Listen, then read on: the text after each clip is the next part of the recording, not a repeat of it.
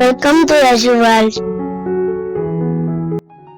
Chapter 3, Karma Yoga. Arjuna said, O Janardana, O Keshava, why do you want to engage me in this ghastly warfare if you think that intelligence is better than fruitive work? My intelligence is bewildered by your equivocal instructions. Therefore, please tell me decisively which will be most beneficial for me. The Supreme Personality of Godhead said, O sinless Arjuna, I have already explained that there are two classes of men who try to realize the self. Some are inclined to understand it by empirical philosophical speculation, and others by devotional service. Not by merely abstaining from work can one achieve freedom from reaction, nor by renunciation alone can one attain perfection.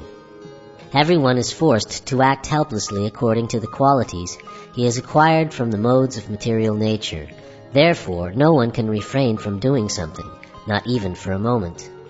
One who restrains the senses of action, but whose mind dwells on the sense objects, certainly deludes himself and is called a pretender.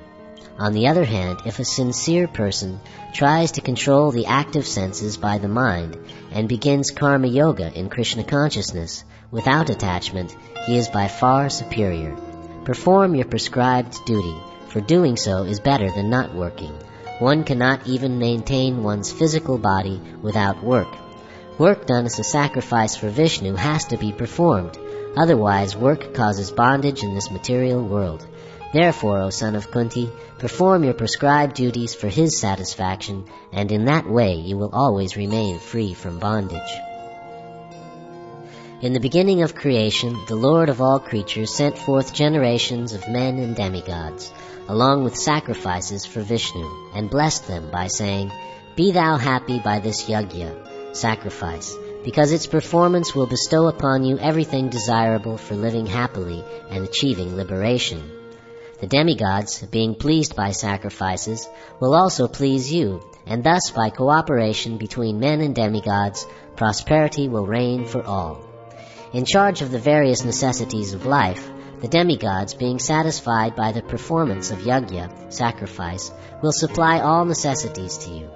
But he who enjoys such gifts without offering them to the demigods in return is certainly a thief. The devotees of the Lord are released from all kinds of sins because they eat food which is offered first for sacrifice. Others who prepare food for personal sense enjoyment verily eat only sin. All living bodies subsist on food grains, which are produced from rains. Rains are produced by performance of yajna, sacrifice, and yajna is born of prescribed duties. Regulated activities are prescribed in the Vedas, and the Vedas are directly manifested from the Supreme Personality of Godhead.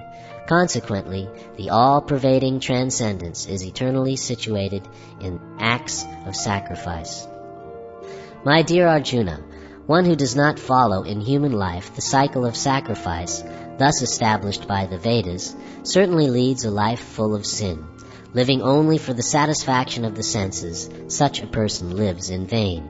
But for one who takes pleasure in the self, whose human life is one of self-realization, and who is satisfied in the self only, fully satiated, for him there is no duty. A self-realized man has no purpose to fulfill in the discharge of his prescribed duties, nor has he any reason not to perform such work, nor has he any need to depend on any other living being. Therefore, without being attached to the fruits of activities, one should act as a matter of duty, for by working without attachment, one attains the supreme. Kings such as Janaka attained perfection solely by performance of prescribed duties. Therefore, just for the sake of educating people in general, you should perform your work. Whatever action a great man performs, common men follow, and whatever standards he sets by exemplary acts, all the world pursues. O son of Pritha, there is no work prescribed for me within all the 3 planetary systems, nor am I in want of anything, nor have I a need to obtain anything, and yet I am engaged in prescribed duties. For if I ever fail to engage in carefully performing prescribed duties, O Partha, certainly all men would follow my path. If I did not perform prescribed duties, all these worlds would be put into ruination. I would be the cause of creating unwanted population, and I would thereby destroy the peace of all living beings.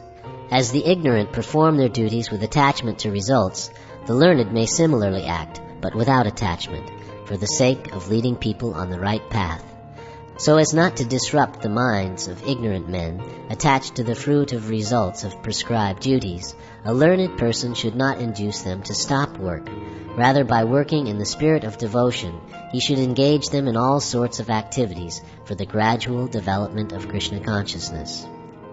The spirit soul, bewildered by the influence of false ego, thinks himself the doer of activities that are in actuality carried out by the three modes of material nature. One who is in knowledge of the absolute truth, O mighty armed, does not engage himself in the senses and sense gratification, knowing well the differences between work in devotion and work for fruitive results.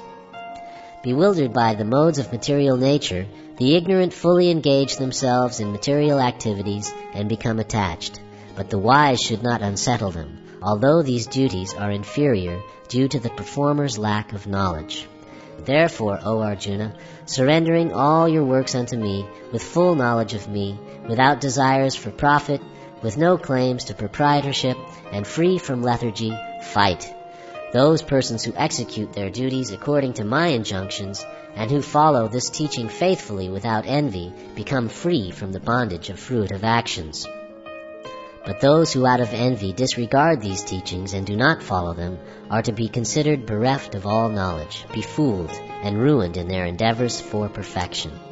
Even a man of knowledge acts according to his own nature, for everyone follows the nature he has acquired from the three modes. What can repression accomplish? There are principles to regulate attachment and aversion pertaining to the senses and their objects. One should not come under the control of such attachment and aversion, because they are stumbling blocks on the path of self-realization. It is far better to discharge one's prescribed duties, even though faultily, than another's duties perfectly.